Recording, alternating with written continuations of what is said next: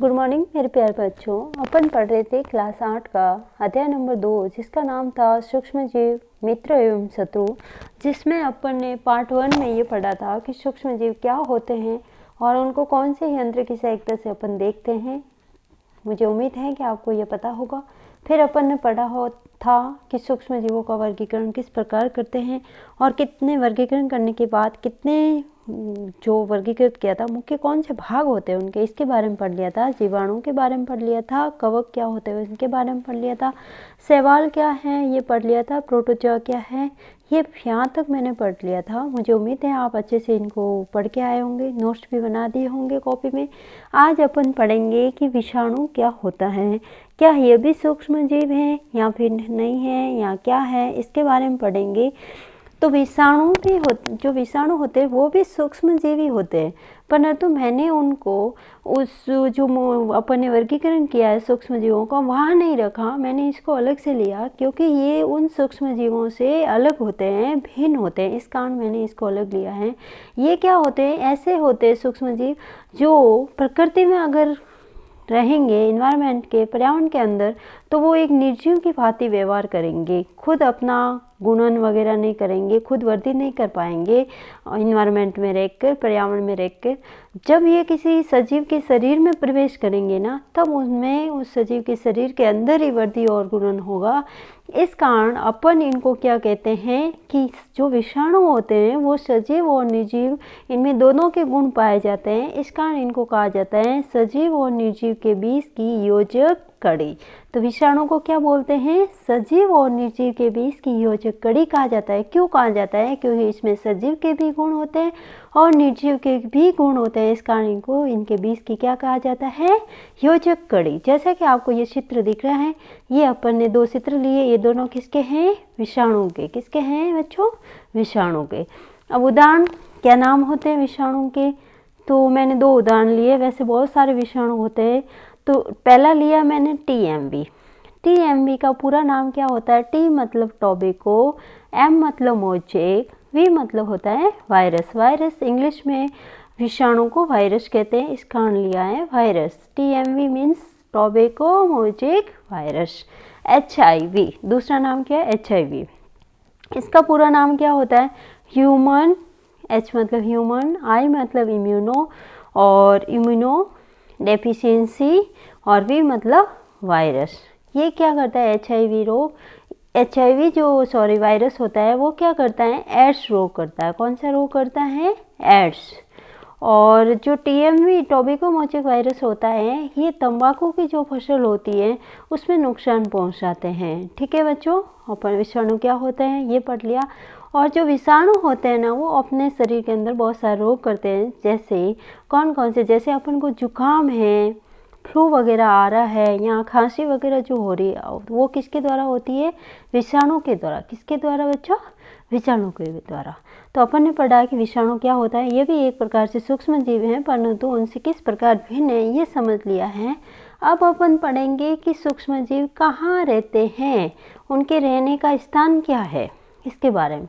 तो बच्चों सूक्ष्म जीव होते हैं वो सर्वत्र पाए जाते हैं, मीन्स सब जगह पाए जाते हैं। ऐसा कोई स्थान नहीं है उनके लिए कि वहाँ नहीं पाए जाते, हर कहीं कोई भी स्थान होता है वहाँ पे पाए जाते हैं।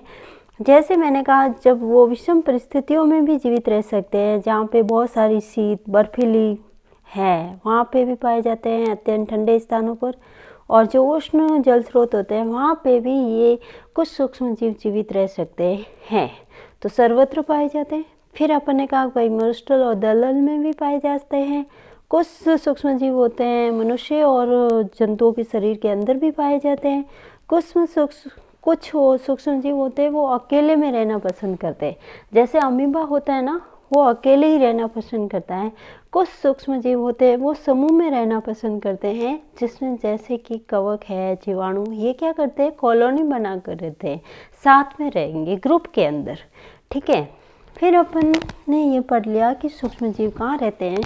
अब अपना पॉइंट रहेगा कि सूक्ष्म जीव और हमारे बीच क्या संबंध है, क्या अपने लिए वो लाभदायक है और किस तरह अपने लिए वो हानिकारक है, उसके बारे में पढ़ेंगे बच्चों। तो सूक्ष्म जीव का हमारे जीवन में महत्वपूर्ण भूमिका है। बहुत सारे सूक्ष्म जीव ऐसे होते हैं जो हमारे लिए बहुत ज़्यादा लाभदायक होते हैं, ठीक है, बट कुछ ऐसे होते हैं जो हमारे लिए हानिकारक भी होते हैं। हर कोई होता है, उनके कुछ अच्छे गुण भी होते हैं, बुरे भी होते हैं। उसी तरह सूक्ष्म जीवों में भी वैसा ही होता है। तो जो मित्रवत सूक्ष्म जीव होते हैं अपने लिए किस तरह हेल्पफुल होते हैं उसके बारे में पढ़ेंगे। तो पहला अपन पढ़ेंगे इसमें दही, ब्रेड और केक बना रहे हैं ना, उसमें अपना सूक्ष्म जीव किस तरह सहायता करते हैं। फिर अपन पढ़ेंगे सूक्ष्म जीवों का क्या वाणिज्यिक उपयोग है, उससे अल्कोहल, शराब आदि बनाई जाती है, किस तरह बनाते हैं उसको पढ़ेंगे। औषधि और वैक्सीन आदि बनाने में भी सूक्ष्म जीवों का उपयोग होता है। मृदा की उर्वरता में वृद्धि करने में भी इनका उपयोग होता है। पर्यावरण को स्वस्थ रखने में भी इनका उपयोग होता है। तो इनको एक एक करके अपन अच्छे से पढ़ते हैं। पहला पढ़ेंगे कि अपन जो दही बना रहे हैं या ब्रेड और केक बना रहे हैं उनमें सूक्ष्म जीवों का किस प्रकार उपयोग हो रहा है।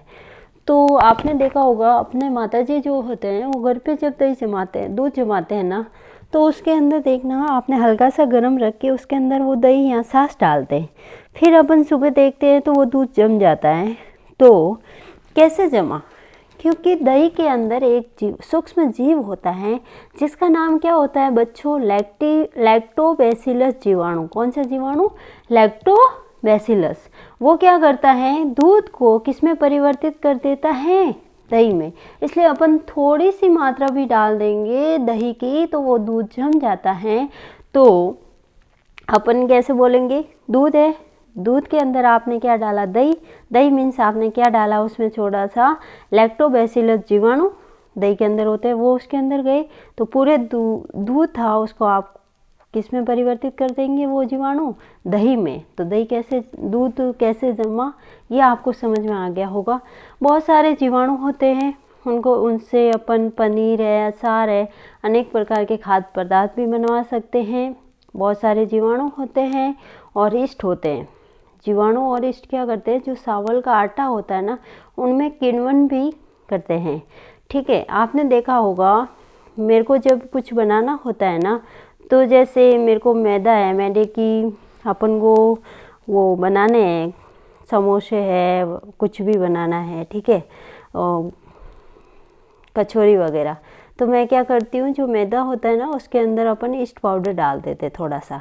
तो जो अपन ने ईस्ट डाला है वो क्या करता है, पहले सिंपल मैदा था ये वाला, इसके अंदर जैसे ही अपन ने ईस्ट पाउडर डाल के इसको गूंथते हैं, थोड़े टाइम बाद ढक्कन लगा के रखते हैं तो ये फूला हुआ दिखाई देता है अपन को। क्यों दिखाई देता है? क्योंकि जो आपने ईस्ट डाला है वो तीव्रता से उसके अंदर क्या करता है? जनन और श्वसन करता है। तो श्वसन के दौरान उसके द्वारा एक गैस मुक्त होती है। कौन सी गैस? CO2। कौन सी गैस बच्चों? CO2 means carbon dioxide. वो गैस क्या करती है? बुलबुलों के रूप में उस मैदे का क्या आयतन को बढ़ा देती है। इस कारण इसका उपयोग अपन बेकिंग उद्योग में करते हैं। जैसे अपन को ब्रेड है, पेस्ट्री है, केक बनाना है तो वहाँ पे इस ईस्ट का उपयोग किया जाता है।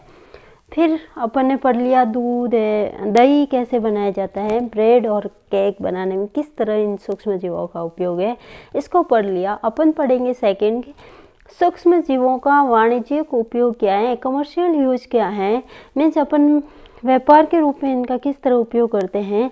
तो बड़े स्तर पर क्या किया जाता है? किण्वन द्वारा। कौन सी प्रक्रिया द्वारा? किण्वन द्वारा। अल्कोहल, शराब और एसिटिक अम्ल का उत्पादन किया जाता है। किसके द्वारा? सूक्ष्म जीवों के द्वारा। जो सूक्ष्म जीव होते हैं वो क्या करते हैं? शर्करा होती है ना, उसके अंदर अपन ईस्ट पाउडर डाल देते हैं तो वो किण्वन की एक प्रक्रिया होती है जिसके द्वारा क्या होता है, वो शर्करा को किस में परिवर्तित कर देते हैं? अल्कोहल में। तो आपने देखा होता कि जो वो शराब पीते हैं ना लोग, उसके अंदर कौन सा अल्कोहल होता है? Ethyl alcohol. तो आपने शर्करा से क्या बनाया? अल्कोहल बनाया। इस प्रक्रिया को क्या कहते हैं? किण्वन। तो ये कार्य किसके द्वारा हुआ? सूक्ष्म जीवों के द्वारा।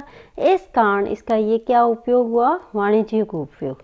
अब बच्चों, किण्वन की खोज किसने की थी? कौन से वैज्ञानिक थे जिनमें किण्वन की खोज की थी? तो उन वैज्ञानिक का नाम था बच्चों लुई पास्चर। क्या नाम था? Louis Pasteur. लुई पास्चर ने किण्वन की खोज की थी। कब की थी बच्चों? 1857 में। कब की थी? 1857 में। ठीक है बच्चों, आज ये इतना पढ़ा। बाकी वाला अगले चैप्टर अगले नेक्स्ट क्लास में पढ़ेंगे। इतना आप अच्छे से पढ़ के आना। ओके बच्चों, बाय बाय।